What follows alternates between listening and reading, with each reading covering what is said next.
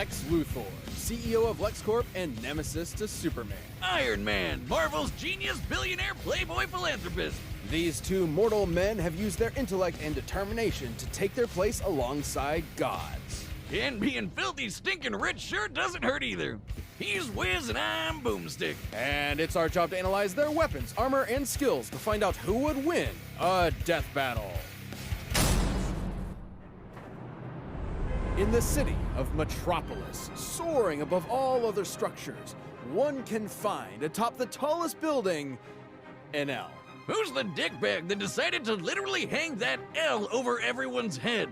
Just the one and only Lex Luthor. Born and raised in Smallville, Kansas, Lex's early life was complicated. His father, Lionel, was a scientist doing dubious experiments on Martian Manhunter. When the lid was cracked on this evil science operation, asses had to be covered. So Lex and his old man got a convenient memory wipe, reducing Lionel to an alcoholic and setting Lex down a path to get away from his deadbeat dad. Right there with you, bud. But because this is comics, that's just Lex's story in one continuity. In another, he's a mad scientist. In another, he's a self-made billionaire. And in yet another, he was friends with Superboy until Superboy made him bald. No wonder this guy's so cynical. Regardless of which Lex we're talking about, he hates Superman. In his eyes, if Superman continues to exist, humanity will become weak and reliant on him, and ultimately perish. Supposedly. Ever since Soups flew into town, he's been Lex's undoing. But also his driving force in creating technology, chief among them being his war suit. This bad boy comes equipped with loads of goodies. A force field, electroblasts, missiles, a chest laser, and wrist blades for all your Batman shanking needs. Lex has utilized many different energy sources for his suits, but his newest and greatest is the Mother Box, a nigh inexhaustible piece of new god technology with which Lex can create energy beams, repair his suit, and teleport via quantum folding. The suit can survive a planet exploding and lets old Lex go toe-to-toe with Superman himself. Well, it is questionable if his suit is directly comparable to Superman going all out, especially with his reliance on kryptonite. But Lex has used it to fight with other DC powerhouses. Like this orange Bugman Larfleeze, who's basically a one-man Lantern Corps. You know, that band of green boot stompers who can cross the universe in under an hour. Knowing DC has a universe at least 100 trillion light years across, this would require a speed over 5 quintillion times the speed of light. Or how about the time Green Lantern Kyle Rayner held back the Big Frickin' Bang? Much of Lex's tech is relegated to the war suit, but he does have on-hand gadgets too, such as a heat ray, robot replicas called Lexbots, and a special barrier that temporarily turns anything it touches two-dimensional. It turns you 2D, huh? That sounds like a weeb's wet dream. How does that work? It's rather simple, actually. By applying higher dimensional physics to a simple 2D grid, we can replicate and place the form of a three-dimensional object into a lower, flattened form that— Make it stop! Make it stop! Wow, I knew the old squirrel diet was a good idea. Unlike Lex's 80s tech, he's not all two-dimensional. Sure, he's had his squabbles with Superman, but after Soups died, not when he punched the gray guy when he blew up this punk Denny, he gained a newfound respect for the Man of Steel and took up his mantle. Maybe he isn't the bald psycho everyone thinks he is. Doubtful. Lex's actions, both good and bad, tend to stem from one thing. He really wants to be Superman himself. He jellied. It would explain why he made the Everyman Project, an experiment meant to turn normies into superhumans. Unfortunately, Lex's genes were not compatible. He still went through the procedure, but even after some voluntary organ harvesting, he only had 6 months to live. Wow, Lex really does want to be Superman, even if it kills him. But if Lex can't be Superman, he might as well make himself the one person that super citizen has to answer to. Which is why Lex decided to, what else, run for president. Can you imagine a president who's an evil billionaire and hates aliens? So unrealistic. Lex was already a nihilist with few real attachments, and became all the worse when he learned he could neither be nor control Superman. Take, for example, the time he made a cure for his sister's terminal illness. Well, that doesn't seem so bad. And then reinfected her with that same illness seconds later, just to prove he could. Jesus Christ! Never mind, he's evil. Why would anyone work for this guy? Lex's outlook on life actually gained a big following.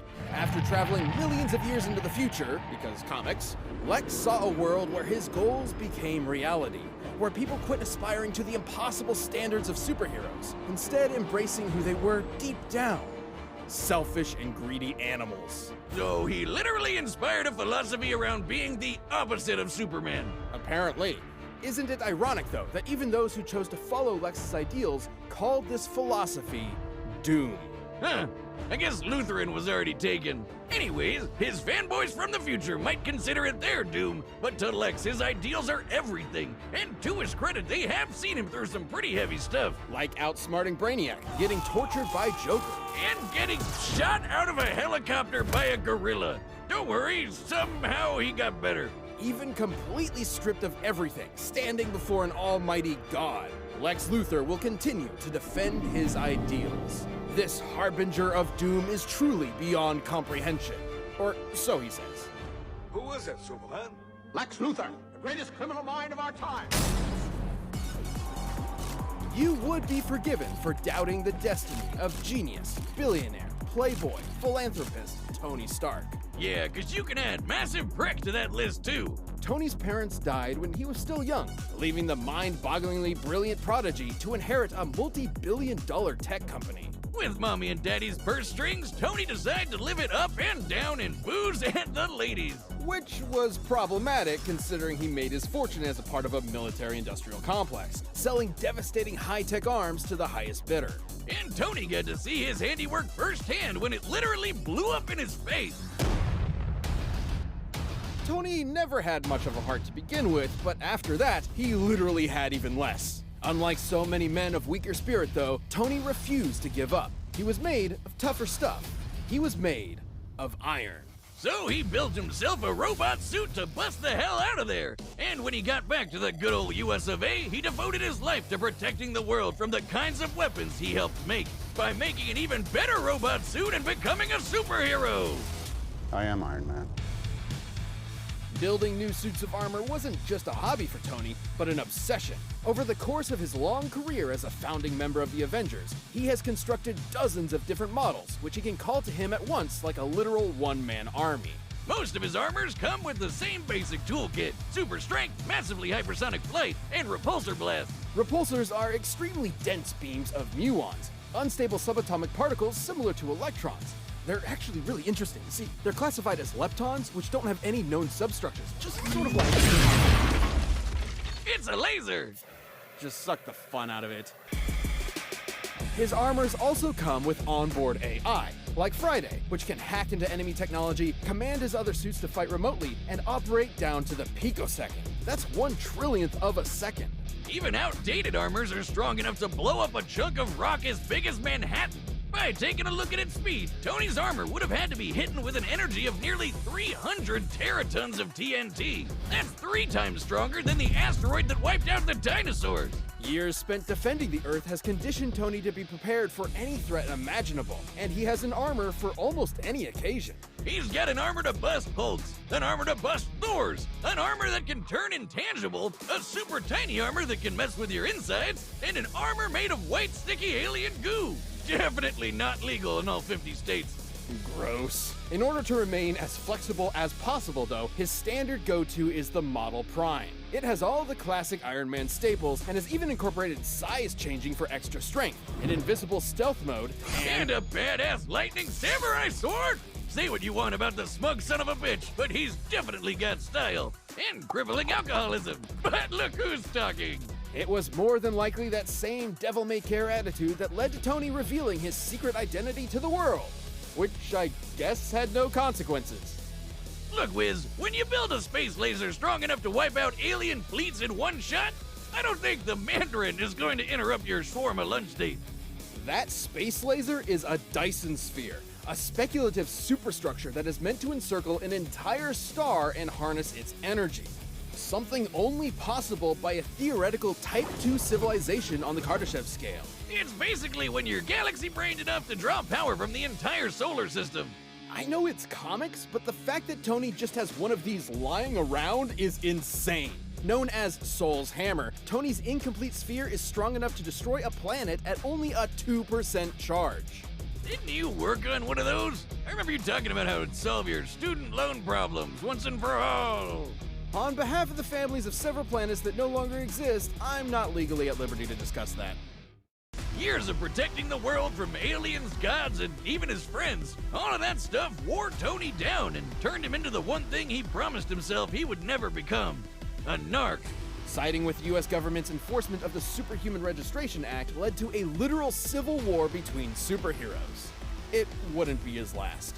Though it did prove he could hang with the best of them. He's beaten Captain America in hand-to-hand combat, survived blows from Thor, and even took down the Worldbreaker Hulk. He even matched Magneto. Magneto, the guy that controls metal, the thing that surrounds Tony's entire body, by amplifying his power with Jupiter's magnetic field. And then Max punched him with the power of the sun, and it was like, no big deal. There really doesn't seem to be a limit to how insane Tony's tech gets. In the movies, this is the same guy that figured out time travel just sitting around one evening. In the time it takes me to down a beer, Tony's already shattered the laws of physics. Yeah, sure, go to the Middle Ages and play knights with Dr. Doom, you scamp. Perhaps his greatest invention of all, however, was the E-scape, an entire virtual universe where the only limit is his imagination. And because Tony's nothing if not predictable, he made an armor out of it. That's right, he made an armor out of a universe. This virtual armor is composed of solid holograms that can form any weapon Tony can think of. But even it likely cannot compare to the armor Tony created inside the E-scape, the Godbuster. It's literally Iron Man going Super Saiyan. The Godbuster was so powerful it destroyed the entire E-scape in a single blast, along with the AI controlling all of it. An earlier iteration of the Godbuster was able to stand up to Celestials, cosmic gods that can warp reality, like Galactus, Odin, and Franklin, who can threaten the multiverse with their power. So it lives up to the friggin' name in case you were wondering. But it isn't that kind of power that makes Tony special. After a life spent wallowing in vice and pleasure, Tony rebuilt himself into a man he could be proud of. Someone who could sacrifice everything to save the world. I suppose underneath it all, that man of iron had a heart of gold. You want my property? You can't have it. But I did you a big favor. I have successfully privatized world peace. All right, the combatants are set, and we've run the data through all possibilities. It's time for a death battle!